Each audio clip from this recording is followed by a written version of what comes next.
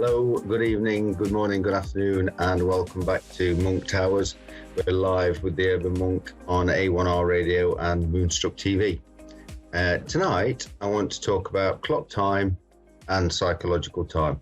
Clock time, very important, because I've only got 15 minutes, so I need to get across to you guys exactly what it is that I'm talking about.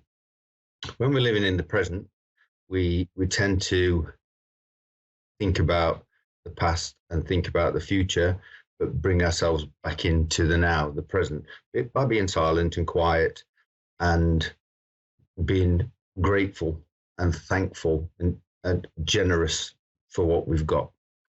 But clock time and psychological time are two elements that, as human beings, we really need to take into account and consideration. Clock time, what is clock time? Well, clock time really is the man-made concept of splitting the day up into hours, splitting the year up into days, months, weeks, moments in an hour. I need to be at the dentist by 9 a.m. I need to go to work at 7 a.m. So we split the day or our life into those times, if you like. Those times, clock time, that's about being present. We can only start work at 7 a.m. when it's 7 a.m. So we're in the moment. Psychological time is really when we look back at the past and when we think about the future. So if we have a problem, let's say now, and we think about the mistake we've made in the past when we've done that before, if we've put that to bed, or if we've acknowledged that that was a past event and we don't resonate with it or identify with it, then that's still clock time. It becomes psychological time when we take what we did in the past, we haven't learned from it, we allow it to dwell, we allow to worry about it, we allow ourselves to project that into the future, if you like, into a future time that doesn't exist, into catastrophization. You know, I'm about to go to California, so in the next few weeks I'll be broadcasting my show live from California. That'll be interesting for you. But I'm not planning that day until it happens.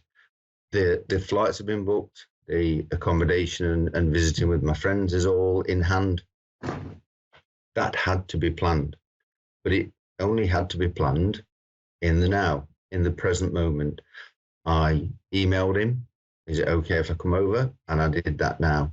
I'm not sitting thinking, what if the plane doesn't take off? And actually, what happened today was, if anybody in the UK has been paying attention to the news, sometimes we have to, in the news today, the major airports are still keeping the numbers of passengers allowed through the airport per day because of issues with staffing as a knock-on from COVID, apparently, when everybody was kind of furloughed and allowed to go off and do something else or fired from their jobs. So because there's not enough staff in the airport, there are only so many flights. There's only a certain number of people that are allowed to fly. So I could quite easily sit here catastrophizing about the 2nd of September, a flight 10:30, 2nd of September, and I could sit here for the next 16 or 17 days, however long it is, panicking, catastrophizing, worrying about what I'm going to do if my plane doesn't take off. What am I going to do if I get down to the airport and I'm not allowed in? I could do that.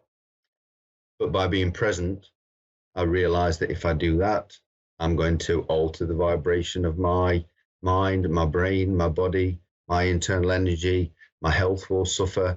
And it's a kind of knock-on effect. It might only be a minor issue.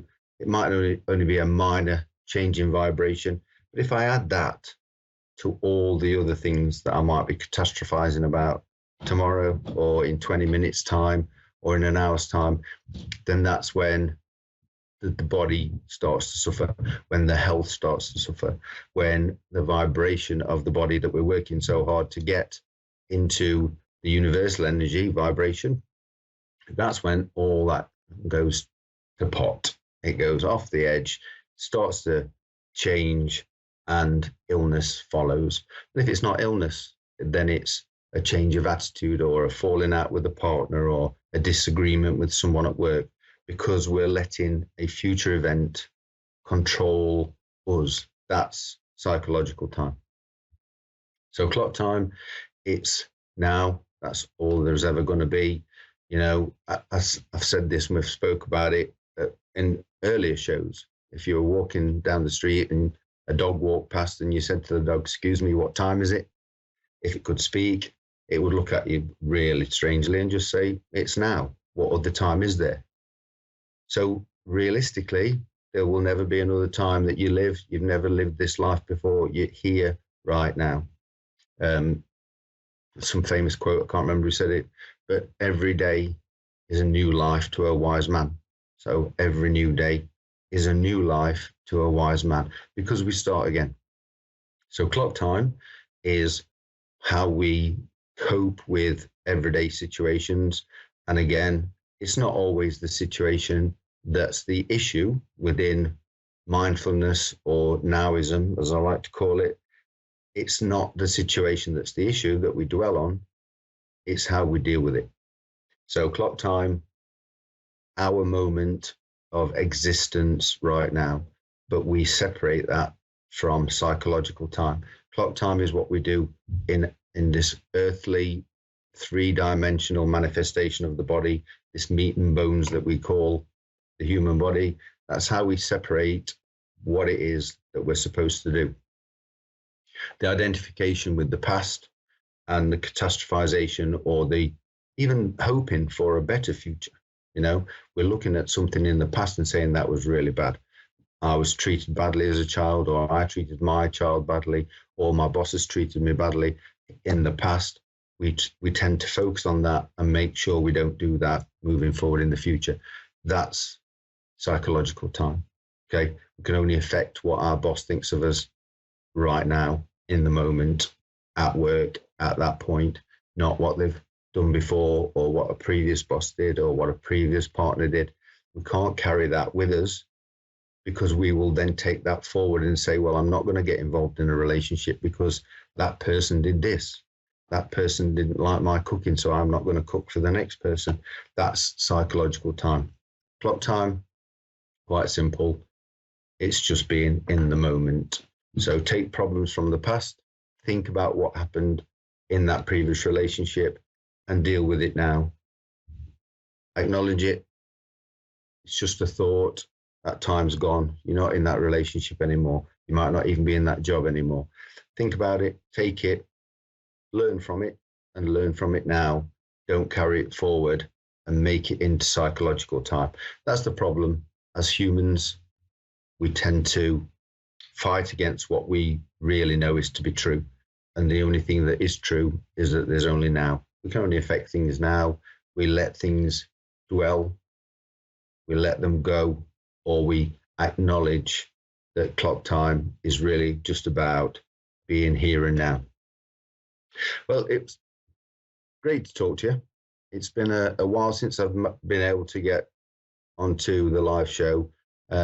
I'm supposed to end with a song and a dance and the unicycle because that's what Dave wants me to do. But unfortunately, my bicycle's got a flat tire.